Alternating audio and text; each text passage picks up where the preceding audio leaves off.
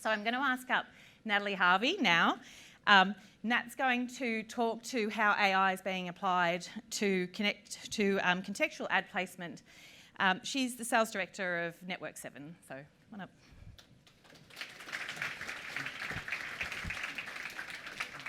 Have we got, oh yeah, kind of probably don't really need it, but that's all right.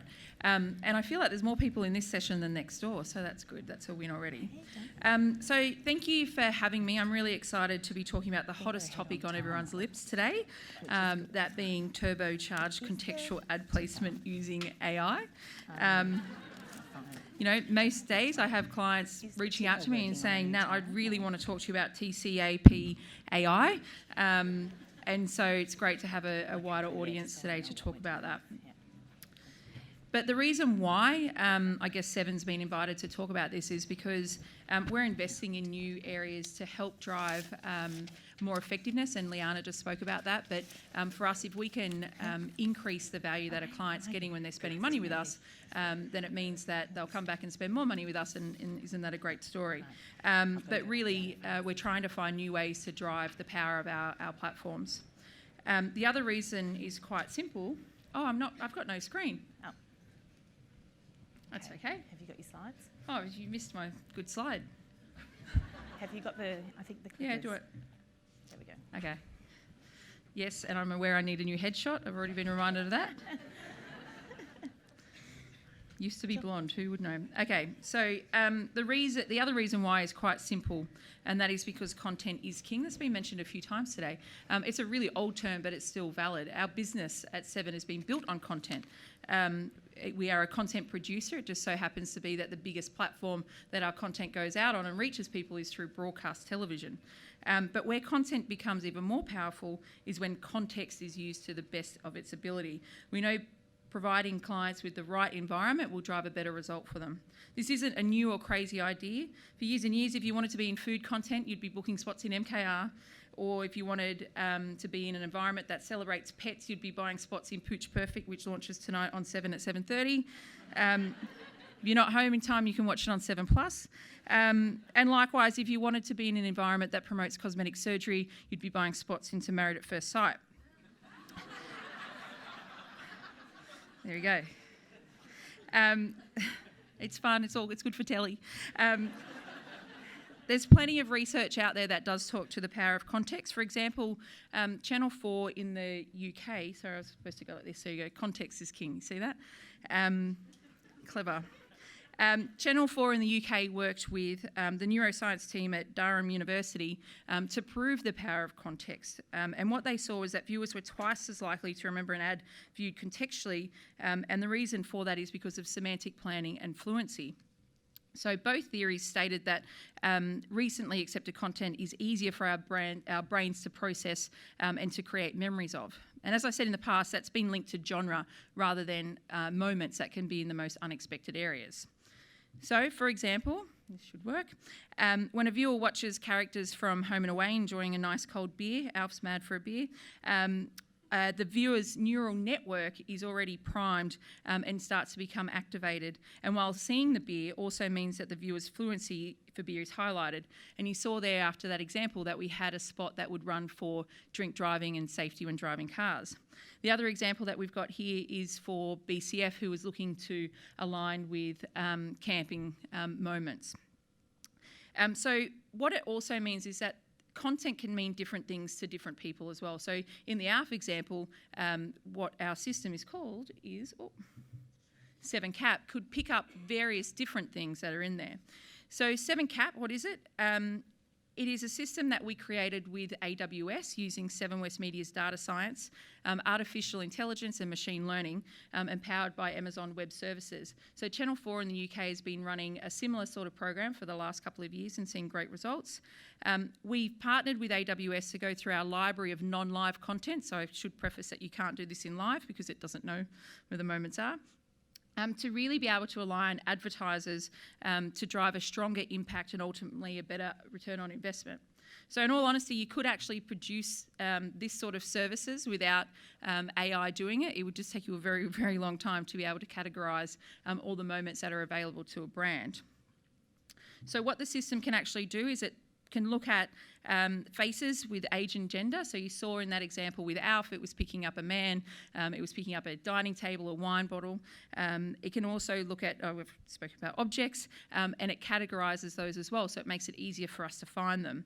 It can also go as far to categorise emotions, so happy, sad, etc. So I'll go back to my example of Married at First Sight. In that, if we had been putting that through the system, it probably would have found that toothbrushes and mouthwash would have been used in an unexpected moment. Maths fans get it? Yep, okay. That was a bit tougher. And as I said, you can, in the examples we had, there were so many different things that were popping out of it.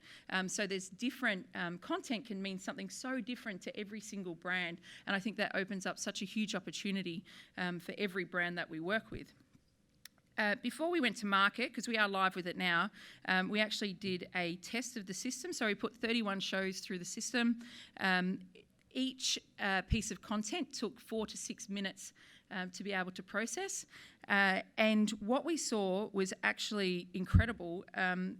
We were able to register 318,000 faces in those pieces of content, 3 million objects. And that was 38,000 minutes of content. I did start to try to work out how many hours it would take a human to do it, and it's just not possible. I gave up.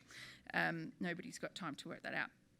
But the most important piece here is, what does this mean for advertisers? So I spoke about the study that Channel 4 did, and happily send around the link to that because it's really good stuff. But essentially what it showed was that it leads to an increase in brand and marketing effectiveness, which increases brand recall 2 times over, which is, and that's all just due to aligning brand messages with moments within broadcast. And I have to preface as well, this is just a broadcast platform. We will be taking it into the digital environment pretty soon.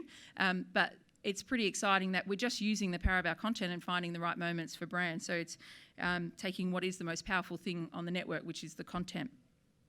I wanted to share with you an example here of a campaign we ran with News Corp, who were looking to launch a new editorial series which was trying to highlight the effects of drug and alcohol usage with your wider circle of friends and family. They wanted to come on board quickly to test it and to pressure test the system. And what we found was we had so many moments within our content where people were either drinking or in a party situation, but they were in really unexpected areas as well as some expected areas. So the first example there is How I Met Your Mother, a show that airs on 7mate, does okay numbers, very cost efficient.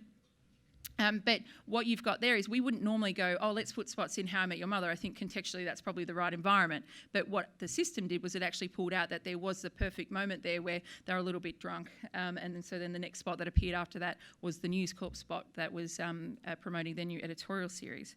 The other example is one of our op docs, maybe an area that you would look at because they often catch people drink driving. But it was great that we were able to show that we're able to find that this content quite easily, because we do have a number of channels and many hours of content running every single day. So I'm about to wrap up. So it's taken me 8.5 minutes to show you that AI can provide a better return on investment for brands. Our focus at 7 is to drive more effectiveness, and the next phase in 7 CAP is to actually then insert brands into the content. So we have the capability in that example you saw there with Home and Away, and in the diner they're enjoying a nice cold beer, would be able to insert quite easily a nice block of Mersey Valley crumbly cheese or other products. So that's the next phase of 7CAP, which will be coming to screens near you very soon. So I have 1 minute left, so I'm happy to take questions if anyone has any. Oh, yes, Michelle?